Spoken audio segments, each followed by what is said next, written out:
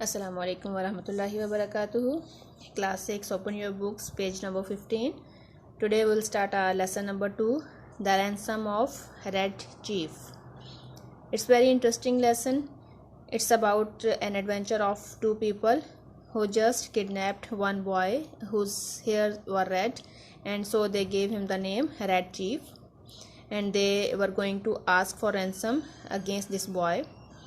So what happened in the story and how they have to face the situation, we will see in the lesson. So look on the lesson. We were down south in Alabama, Bill, Driscoll and myself. There were two people, Bill and the writer, when this kidnapping idea struck us.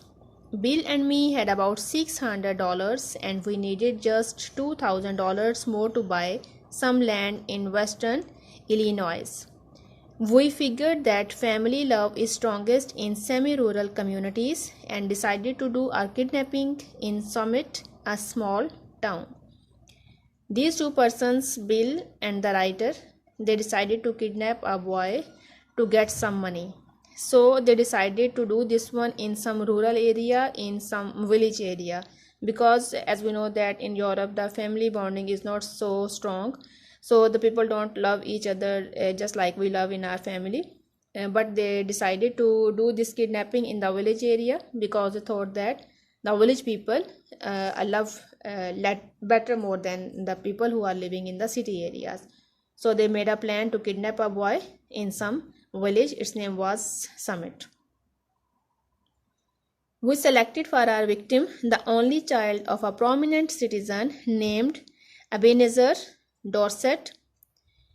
Mr. Dorset was known for his wealth, which he made from lending, mortgage, and making foreclosures. The kid was a boy of 10 with freckles and bright red hair. Bill and me figured that Ebenezer would agree to pay a ransom of $2,000. But wait till I tell you what happened. So they selected a boy of a rich person of the village, of the area. He was a landlord and his business was just to lend the people money. And this foreclosure also is relating to that business, a term that if the people who took the loan, he was unable to give the money back, the owner will take the person who has given loan, he can take back the property of that person. So the boy was of 10 years old, and here is the description, his physical description in these lines.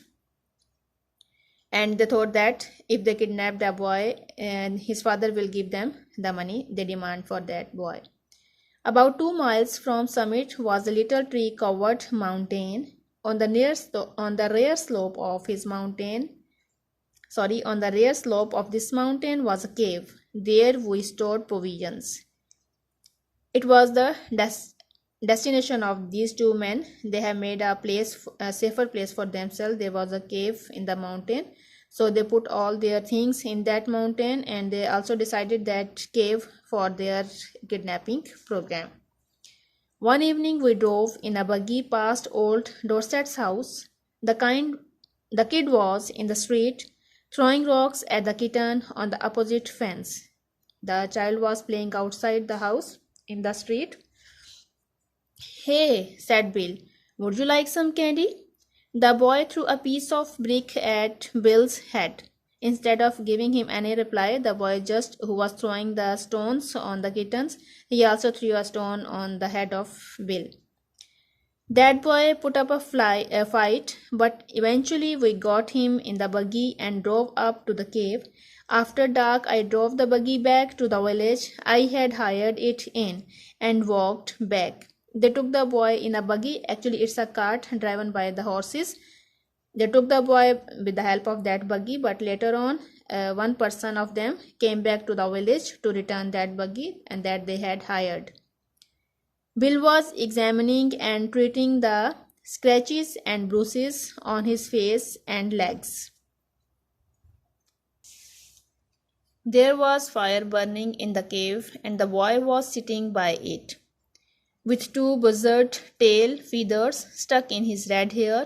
He points a stick at me and says, Ha, cursed paleface, do you dare to enter Red Chief's camp?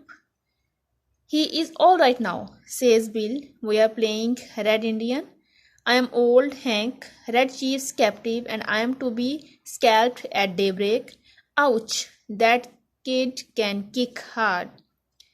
They are describing that what they are doing now in the cave. They are sitting in the cave, and the person Bill, he received some injuries on his legs and face during the fight with that boy. When they kidnapped that boy, he was examining himself, and later on they were playing the game cards, such type of the game with the cards, and there they have the different names. Here are the description of the game. The boy was not worried even with them, and he was calling them with the names, and he was also saying that he will have to be scalped at the daybreak in the morning if he lose, or whatever the end will be of the game. That boy seemed very happy. The fun of camping out had made him forget that he was a captive. He immediately named me Snake Eye, the spy, and announced that I was to meet my aunt the next day.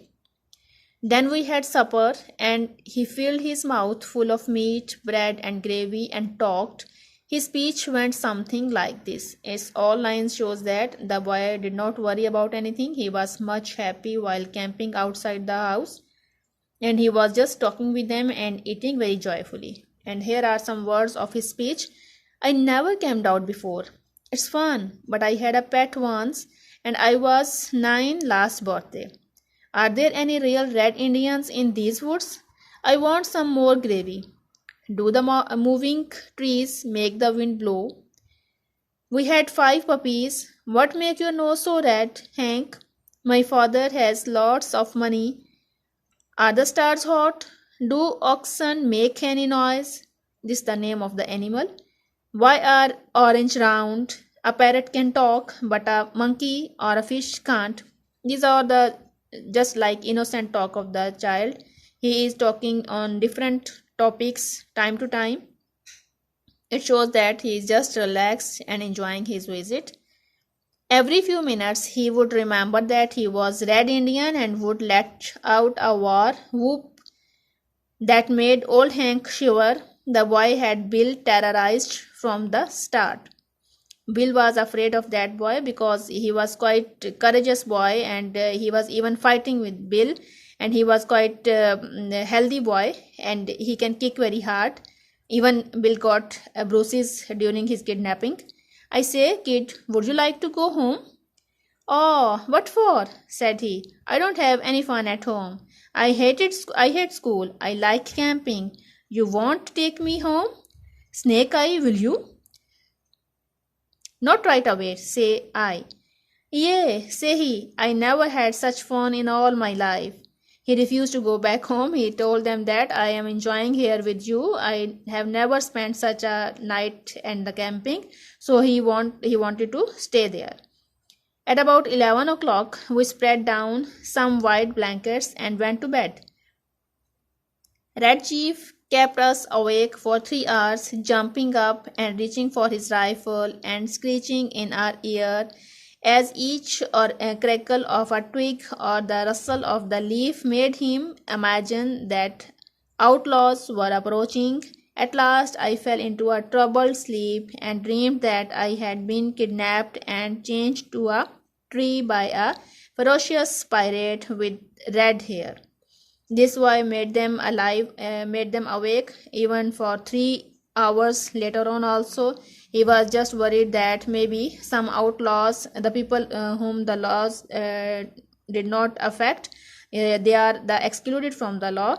They are coming, or he was just afraid of some other things, that some if there are some type of the noise outside the cave, he was afraid, and he also kept them awake for a long time, and later on at least they went asleep. And even at the sleep time, the two men, they were not easy in their sleep time even. And just at daybreak, when there was a morning, I was awakened by awful screams from Bill. He was again there creating any trouble. The Bill was shouting early in the morning when the other person awakened. I jumped up to see what the matter was. Red Chief was sitting on Bill's chest, holding him by the hair. In his other hand, he had the sharp knife, and he was seriously trying to take Bill's scalp, as he had promised the evening before. As they were playing the game before evening, and he said that tomorrow he will get his end, and he will scalp his head. So today he is ready to do this one. It's very terrifying. I got the knife away from the kid and made him lie down again, but from that moment Bill's spirit was broken. He laid down on his side of the bed, but he never closed an eye again in sleep as long as that boy was with us. He was quite afraid from the boy, and even he could not sleep afterwards. Ain't it awful, Sam? No one will pay money to get a little imp like that back. He said that no one will pay the money